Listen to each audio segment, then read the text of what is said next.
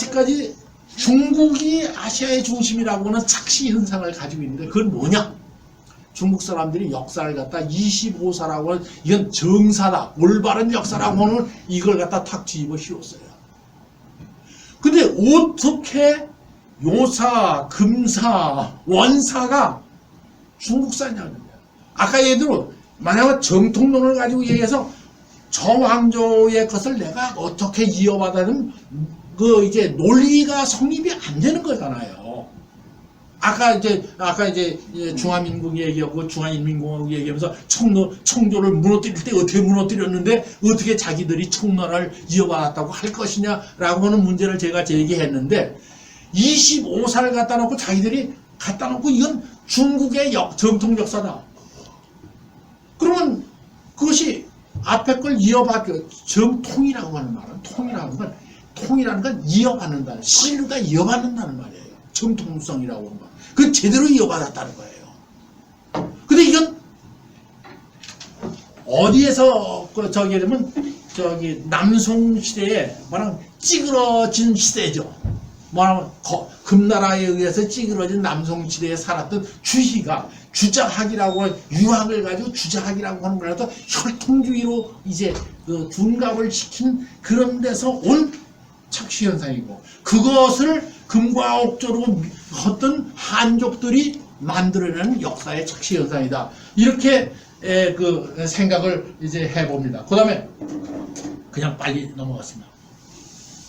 이게 뭐냐 하면요. 요거는 우리 양 교수님이 이제 책을 쓰실 거라고 보고 있기 때문에 맛을 좀 보여드리고 이게 뭐냐면요. 우리가 보통 얘기하는 황하문화라고 얘기를 하잖아요. 그 황하문화는 지금부터 AD 2000년 정도 우리가 올라갈 수 있다면요.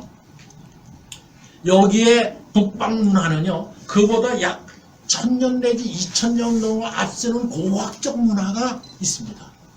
이 보세요. 이건 북방문화거든요. 그 다음에 북방 이건 황하문화. 중국이 중심이라고 하는 자기들이 황하문화의 민족이고 뭐 황하문화가 사방으로 퍼졌다고 얘는 황하문화는 북방문화에 대해서 자 연도 지금 보시면 한 1000년 내지 2000년 정도 그 북방에 다시 말하면 황하 이북에 지금 몽골이나 내몽골이라든가 오르스라든가 그 다음에 저쪽 실크로드 쪽으로 가는 쪽에 문명이라는 게 서쪽에서 동쪽으로 쭉 내려오기 때문에 바로 우리가 스타일 문명이라든가 그런 얘기를 할 때도 계속해서 문명인데 중국 문명이 돼서 밖으로 퍼져나갔다고 하는 얘기는 세계사의 문화의 전파에 있어서 맞지 않는 얘기라고 하는 것이 현재 발굴된 고고학적 자료에 의해서 얘기가 되는 겁니다. 그러면 중국이 황하문명이 중심이 돼서 밖으로 뻗어나갔다고 하는 얘기요? 그럼 여기서 얘기하는 뭐 홍산문화라고 얘기를 하고 홍산문화가 BC 4700년에서 2900년까지다. 그러면 이제 이쪽에 황하문명은 BC 기껏 올라가야 2000년 올라가잖아요. 어떻게 설명할 거냐? 황하문화가 어떻게 올라가서 홍산문화가 될 수 있느냐는 현재로서는 해결되지 않는 문제고, 그래서 우리가 중국사에 대한 말하면 시각이랄까 이런 것을 조금 이제 달리 이제 봐야 되지 않느냐. 근데 그건 왜 그러냐? 왜 그러냐? 그건 제가 중국사, 동양사를 공부하는 게 제 책임이 상당히 있습니다. 그래서 이제 요새는 나이 먹어서 반성하는 의미로 그런 얘기를 하지만, 근데요, 왜 그러냐면 중국 사람들의 중국 사람이 만드는 25사람하고 그다음에 유학이라고 유학적 역사관하고 이것을 말하면 교육받았기 때문에 거기에서 착시 현상을 가지고 비판 못한 거. 또 하나는 중국 자료가 한자로 되어 있는 건데 이거 한자로 되어 있는 보기 어려워. 그 다음에 이쪽 유목민족 쪽에는 기록이 많지 않고 그렇기 때문에 한자 문화의 기록만이 전부인 걸로 착각하고 역사를 공부하고 그게 몇 가지 이유 때문에 우리가 이런 착시 현상을 이제 가져온 거 아닌가 이런 생각을 합니다. 그냥 뭐 중요한 얘기는 아니고 그냥 간단한 제가 생각하고 있는 간단 그 이제 생각을 좀 말씀드렸습니다. 이게 뭐 하나하나 따져가면은 상당히 그 이제 논리적으로 뭐 이제 좀 허점이 있긴 있겠습니다만은 하여간 전체적인 시각으로 제 의견을 간단히 말씀드렸습니다. 죄송합니다. 시간이 아니.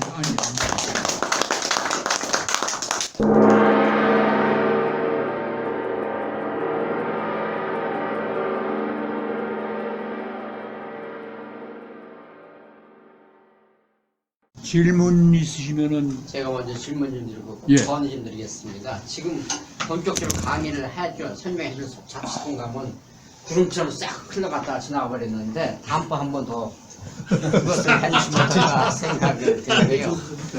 지금 교수님 말씀 잘 들었습니다. 사실 중국 역사는 없다 이 말씀을 기존에 때려가지고 오늘 또 호기심을 가졌는데 중화 역사라는 것이 북방 문화의 그 뿌리를 해서 내려오는 남아의 역사다 이렇게 말씀하셨는데 그래도 불구하고 중국이란 나라 중원에 있는 나라가 중국이라고 말씀하셨는데 그것이 많은 그 세계 시민들에게 중국을 받아들여지고 있거든요.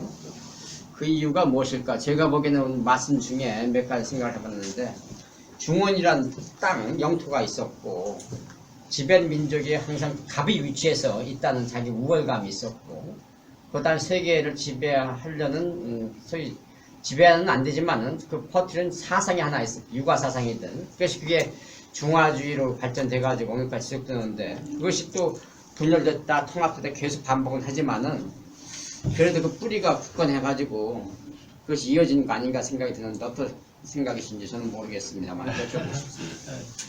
여기 네. 질문을 몇 개 받으셔가지고 네, 같이 네. 하시면 예, 그러시죠. 또 다른 질문 있으십니까?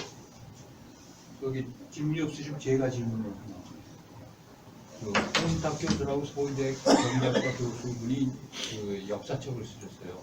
그분이 이제 80년대 중반까지는 경제학 공부를 하다가 경제학은 이제 더 이상 뭐 할 게 없다 생각을 해가지고서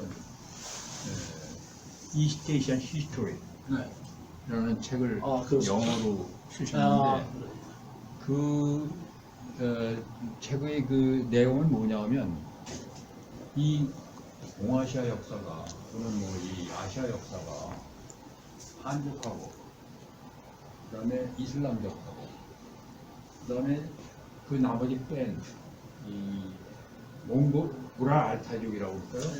이 세 종족 간의 갈등사다. 한마디로 그렇게 얘기를 할 수 있을 것 같아요.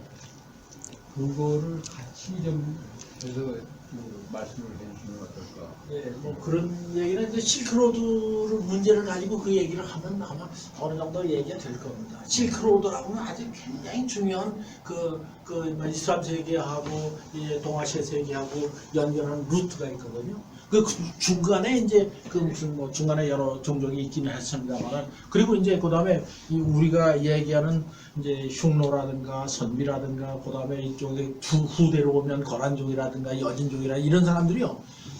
그 이제 이게 흉노하고 선비가 다른 거냐 같은 거냐. 그 다음에 선비족하고 거란족하고 여진족이 같은 거냐 다른 거냐. 이런 문제가 뭐 계속되든 제기하는데 그건 뭐 인류학, 문화인류학 쪽으로 얘기를 해야 되는데 저는 그쪽에는 없는데 제가 최근에 읽은 그런 책을 가지고 보면은 이 유목족이라고 하는 사람들의 특성이 있다는 거예요. 그건 뭐냐면 자기가 무슨 몽고족이라고 얘기했다가 그 저쪽에 가서 선비족이 되면 그냥 선비족이 되는 거예요. 그거에 그 명칭에 연연하지 않는 것이 유목 북방족이다 이렇게 얘기를 하고 있습니다. 그러니까 어떤 점에서는 그 흉노족 가운데 일부가 이제 선비산으로 오면 선비족이 되는 거고 이제 이렇게 이제 해석을 할 수 있을 거다. 그러니까 이제 그것이 이제 나는 선비족이니까 난 저기 여기 서울에서 선비족이니까 부산 가도 선비족이고 제주도 가도 선비족이다 이런 게 아니고 그 가운데 일치가 떨어져 나가는 거니까. 이제 그래서 그런 해석을 하는데 그건 저는 이제 문화인류학적으로 얘기를 해야 되기 때문에 저로서는 이제 그냥 그런 얘기가 있다는 정도만 제가 그 말씀을 드릴 수밖에 없고 그렇습니다. 네. 예, 강의 잘 들었는데 공 교수님 말씀이 아까 그 자율성 강조하시면서 네. 진시황 진나라가 그 중앙 집권적 네. 그런 그 정치구조 이걸 아주 15년 정도로 이제 마감을 했다 이런 말씀을 하셨는데 지금 현재 그 중화인민공화국 이게 지금 중앙 집권적 단일제 통치 구조입니다. 지금 70년이 유지가 되고 있거든요. 네. 예, 그런데 그 여기서 그 분열이 되느냐 향후 뭐 100년, 200년 더 발전을 하느냐 이것은 뭐 약의 너무 논쟁의 가치가 있는 거지만은 어쨌든 70년을 버텼고 지금 북한 왕조도 제법 70년을 버텨왔습니다. 그런데 그 제가 책을 보는 과정에 육아 사상을 띄우면서 사실 황권 유지에 도움이 되는 건 육아 사상이다. 실제 황권을 갖다 장악하기 위한 하나의 수단은 또 결국 법과 사상이다 이겁니다. 그래서 중국의 통치 사상은 양유음법이다 이런 말을 하지 않습니까? 저는 거기에 절대로 동감을 하거든요. 겉으로는 육아를 내세우지만 실질적으로는 법과다 이건. 이래서 그 지금 오늘날의 그 공산당의 통치 구조지만은 70년 적지 않습니다. 뭐 진시황의 그 뭐 15년에 비하면은 하물며 그 모 대통령도 피림 피궁을 하면서 피궁 양친을 했거든요. 그건 결국은 역대 황제가 유지하던 양유 음법 사상이다. 그래서 그 자율성 하나만 가지고 초보적인 관점에서 민주화 하나만 가지고 이 앞으로 이 공산당 영도 체제 그 중국을 갖다가 그런 시각으로만 보는 것도 좀 이 완전하지는 않은 거 아니냐 이런 생각이 참 드네요. 예. 뭐 물론 맞아요. 이 교수님은 중국의 통치 문화라고 하는 책을 쓰셨습니다. 그래서 이제 그 방면에 아주 전문가신데 이 교수님 말씀대로 맞는데 지금 결국은 이제 현재 중국의 문제를 갖다가 자율성 제가 이제 얘기한 건 자율성을 갖다 얘기했는데요. 지금 미래 어떻게 될지 모르겠습니다. 지금 가장 커다란 문제가 사상 자유의 억압이라고 저는 봅니다. 지금 중국에 있어서 가장 커다란 문제가 그러니까 중국에서 집회는 안 됩니다. 양 교수님 그렇죠. 이게 이 종교적 집회도 말하면 방에 들어가서 하는 종교 집회는 괜찮지만 밖에 나와서는 절대로 안 된다.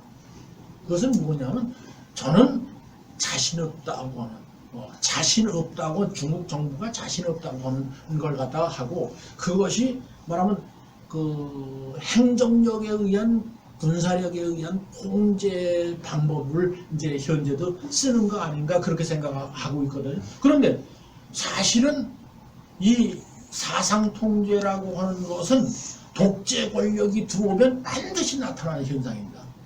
저는 그렇게 보고 있습니다. 그래서 이제 이게 어떤 것이 계기가 될 거냐 하는 문제가 이제 그 역사의 우연성이라고 봅니다. 역사의 이제 우연성과 필연성 얘기를 하는데 역사의 우연성에 어떠한 말하면 수증 휘발유 무슨 가스라고 그러니까 이렇게 이제 김이 이렇게 나와 있잖아요. 유증기라고 그러나? 네, 유증기. 근데 그게 나와 있는 상태에 불 붙이는 게 어떤 계기가 통해서 불이 붙여지느냐 하는 문제가. 그러니까 이제 아까 진시황이 망한 걸 얘기할 때 그건 뭐냐면 그 진승과 어광이 이제 군대를 가지고 너 전방에 가서 군대 수송해라. 근데 법률에 의하면 비가 와서 가지를 못해가지고 가도 죽고 안 가도 죽고 이런 상황에서 폭발한 거란 말이야. 그러니까 유증기가 있는데 탁 된 거다 그런 말이야. 그러니까 이제 사실은 지금 저는 그런 얘기 하기 어려웠지만 사실은 유증기는 상당히 있다고 봅니다. 그리고 그것을 최근에 제가 읽은 이제 책인데 이제 몽골 출신, 내몽골 출신의 그 공항 일학하는 사람이 쓴 건데 그 책을 읽어보면요 그 사람 북쪽 내고 나왔어요. 그런데 순전히 엉터리라는 거예요. 중국의 교육이라고 역사 교육이 저런 엉터리 교육을 내가 받았다고 책을 쓰었어. 물론 그 사람은 이제 일본으로 귀화한 사람이 귀화했습니다. 왜? 그런 책 쓰려면 이제 중국에 못 쓰니까 그 귀화해서 써. 그런 책이 있습니다. 그러니까 그걸 읽어보면 이 한족들이 이제 남쪽으로 내려간 얘기를 한족이 중국을 차지하고 있다는 거짓말이라는 얘기를 또 그 사람이 하고 있는데 그 이제 뭐냐면 양자강 얘기가 중국의 이제 강임은 짱이라고 발음하죠. 제이 발음합니다. 짱 이렇게 발음하는데요. 북쪽으로 가면 황하 이렇게 돼서 이제 남쪽으로 가면 짱 이렇게 하는데 그 사람 난 그 이제 언어를 이제 모르는데 그 사람 책만 가지고 얘기를 한다면 태국에 그 제이 발음이 많대요. 태국어에 맞습니까? 그래서 한족들이 거의 태국 쪽으로 밀려갔을 가능성을 제기합니다. 그 홍콩 그러니까 이제 그래서 이제 객가족 얘기할 때도 지금 7천만 정도 남아 있다는데 언제 홍콩이라든가 뭐 이제 광둥성이라든가 대만이라든가 이렇게 이제 있는 얘기 하고 할 때 근데 사실은 그 뭐 참 이 교수님이 정확한 그 질문을 해주셨는데 제가 그 대답을 하기에는 아직은 이제 근데 다만 저는 제가 그 견해에 따라 얼마나 다른데 지금 유증이 상당히 올라와 있을 것이다. 이제 올라와 있다고 보고 그리고 말은 안 하지만 말을 하면 안 되니까. 근데 이제 저는 적어도 동삼성이라든가 이제 내몽골이라든가 티베트라든가 신강이라든가 운남이라든가 최소한 이쪽은 어떠한 계기가 있으면 폭발할 가능성은 충분히 있다. 지금도 폭발하고 하는데 그걸 갖다 이제 말하면 현재는 탄압을 하고 있습니다. 하고 있는데 그것이 언제까지는 할 수 있을 것이냐 하는 것은 이제 저도 뭐 앞으로 좀 생각을 좀. 아까 이 교수님 말씀하신 건 이제 저기인데 뭐 제 얘기 들어봤자 좀 뭐하는 거네.